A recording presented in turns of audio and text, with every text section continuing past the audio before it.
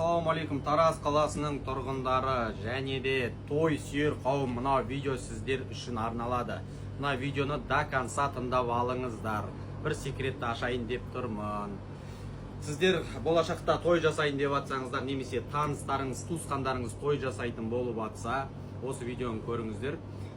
Мысал үшін, сіздер ресторанға барасыздар той жасайтын кезде, столды келісесіздер. Столды келісіп болғаннан кейін сіздерді сусын, арақ шарап оптовикке администратор ұсынады. Осыдан барып алыңыз, доставкасы тегін, артылғанын қабылдайды, тойдан кейін расчет жасайсыз, ау-мау деген сияқты нәрселерді айтып, сізге оптовик предлагать етеді, дұрыс па? Оны той жасаған адамдар біліп отқан шығар, мен аяққа жіберген деген сияқты.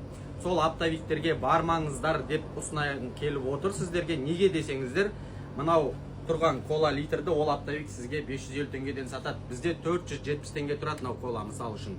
Мынау су 115 теңгелік суды, бізде 115 теңгеден сатылып жатқан суды сізге 250 теңгеден, яғни 2 есе бағаға қымбат сатады. Ол не үшін қымбат сатады сізге, дұрыс білесіз ба?